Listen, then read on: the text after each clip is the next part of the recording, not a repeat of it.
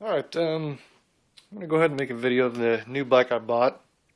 It's kind of in pieces, and my garage is a complete mess because we're halfway getting ready to move, and I also kind of drilled through my finger earlier, so stuff's kind of everywhere, and it's a long story. But anyway, I have acquired an 85 FJ600. It's a Yamaha air-cooled 4-cylinder.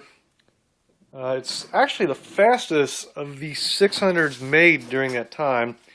And I'm not talking about Hondas and stuff, but just as far as the Yamaha bikes go, it had about 15 extra horsepower than the other ones because the other ones were detuned so that they could have more low-end torque and mid-range, which is completely fine with me because it's actually a chain drive, which there it is.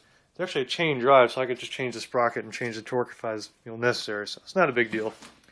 Frame, it's really nothing impressive to look at. For one thing, I've got what appears to be maybe an FZ600 rear wheel, which is kind of a crappy thing because the only way to put the wheel on that swing arm is to take the sprocket off, which is right there, and remove the brake disc, which is right there, which obviously that brake disc isn't from an FZ600 either, or FJ600, so it's not a big deal. Let's see here, that's the front. I got the calipers working. I'm trying to sand off all this black spray paint. Never much understood that. Maybe I'm just not into the whole rat biker thing, but it seems like whenever you want to make a rat bike, you just spray paint everything black. Everything. But anyway, that's the wheels. Let's see if I can take them, have them powder coated, and get them prettied up. Still trying to decide if I want to make this thing restored to its original look, or if I just want to go ahead and put like a little headlight on it and make it a cafe racer, or cafe racer loosely, since this obviously isn't during the years that they did that. But anyway, so there's that. There's the gas tank.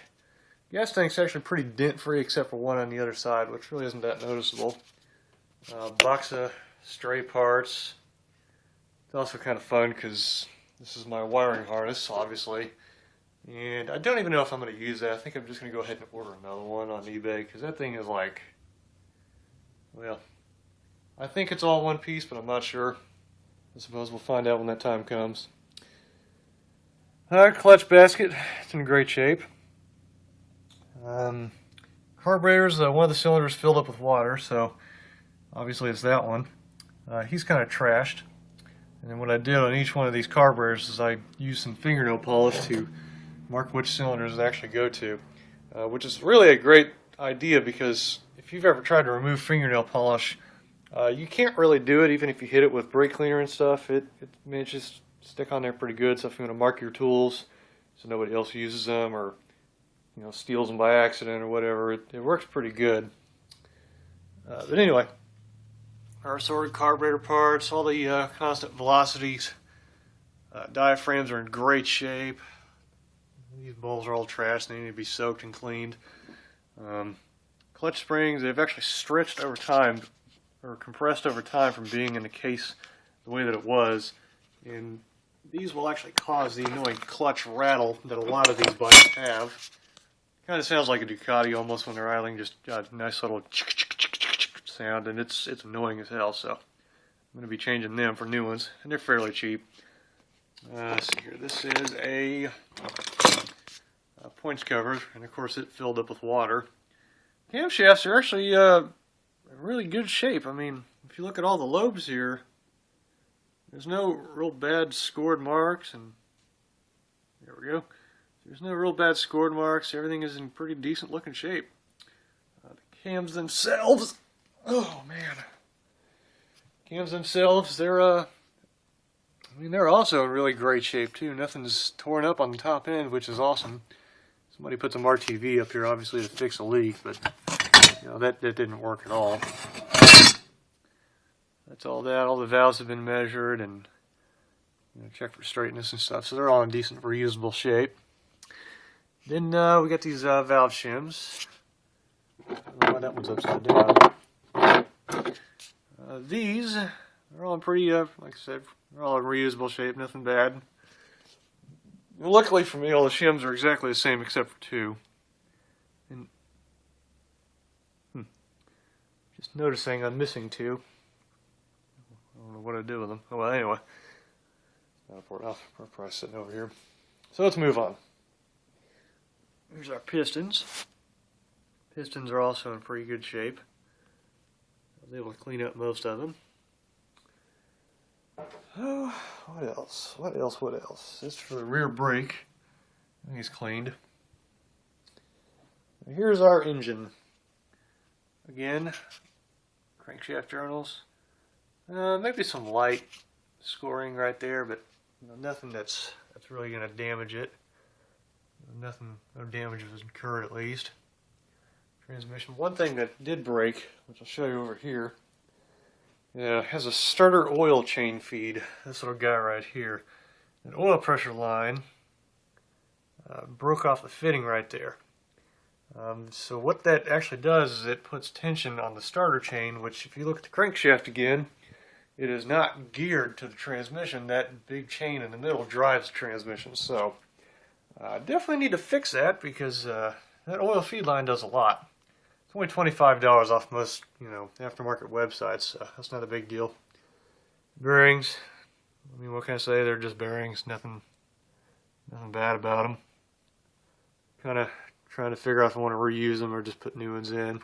Wouldn't be hard to put new ones in, but then again, if I don't need to spend the extra money for bearings, I may not. It's not a big deal.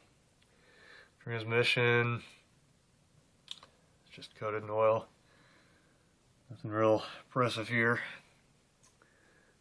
Shift forks, I was real happy to look at because, as you can see, they got a lot of life left on them, and these things are usually pretty expensive, so that's pretty awesome. Oh, what else can I show you here? Need a new clutch. Not one of my bikes I've ever bought has got a good clutch.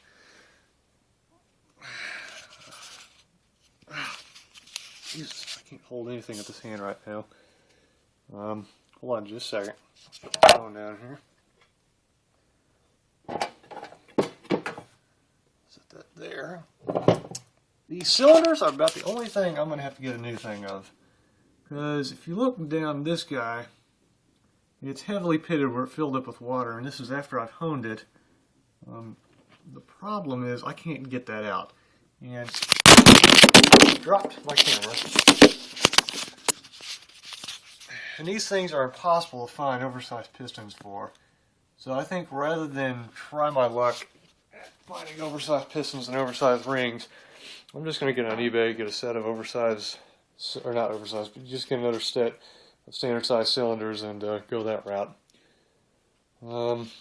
Here's the rear brake. We got the rear brake functioning again. I had to blow the pistons out of it, and it needs new seals. The front brake.